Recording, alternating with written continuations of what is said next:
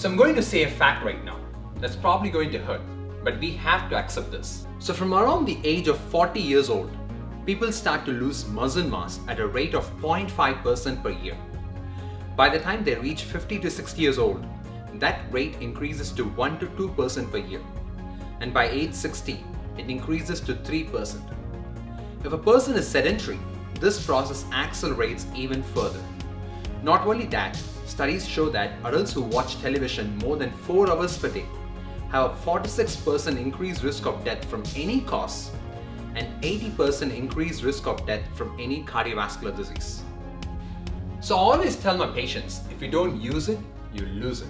But what is this loss of muscle mass has to do with diabetes? The excess glucose in your blood after eating is stored in the muscle, liver, and fat.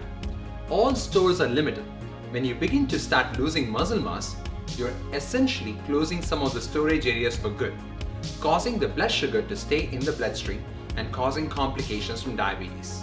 Fortunately, there is a way to decrease the rate of muscle mass, and that is by incorporating resistance training into your exercise plan.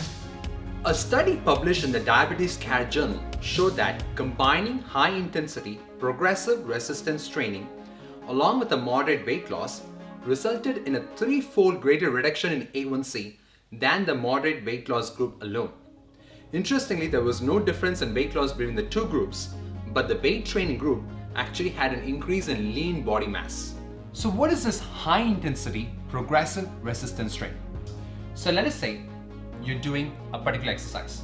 So basically you're taking that exercise to almost a failure, but still have 2 to 3 repetitions in reserve, or basically able to do another 2 to 3 repetitions if challenged in a safe form.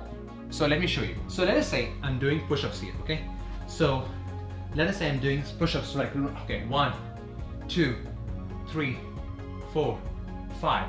And let us say I'm coming to almost like 30, 31, 32, 33, okay? And let's say now I'm like 34, So that's failure, right? So that's not a complete failure, that's not a complete exhaustion, but if someone challenges me, I can still do another 2 to 3 reps.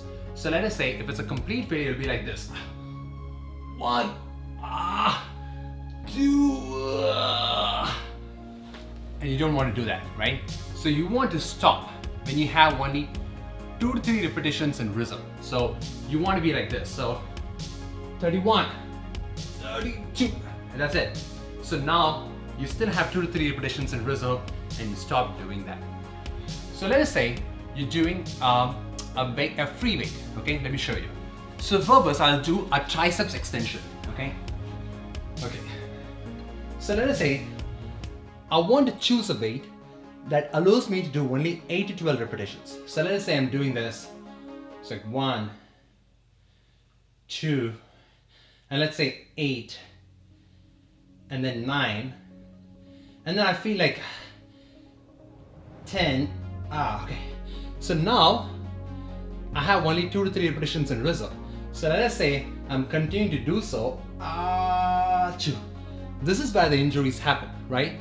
So you want to make sure you stop 2 to 3 repetitions in reserve, and thereby you're continuing to do the exercise safely. And that's what they did in the study, is that they took these patients, when they did exercise, they took them to almost failure but not to a complete failure. And that's what we recommend for every one of our patients, not just diabetes patients, for every one of our patients, to make sure that you go to failure but not a complete failure and just have 2 to 3 repetitions in reserve in your tank. So one thing you have to understand is that seniors are not an exception to challenge those muscles. Actually, for seniors, I absolutely would say that you have to challenge your muscles, because the muscles are already dying, right? You want to have a reason for the muscles to stay alive, and that's why it's important to challenge with exercise. So it doesn't change between a 30-year-old and a 65-year-old or 70-year-old. The challenge remains the same. Maybe there might be modification of exercise, but still the exercise intensity should still remain the same. I hope this video was helpful. If you want to do me a small favor, then please click the like button if you enjoy this video. And please type in the comment section on how much A1C that you reduce by incorporating this exercise intervention. I would be happy to hear that.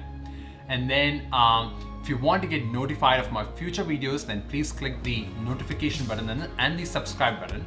And I'll see you in my next video. Until then, goodbye.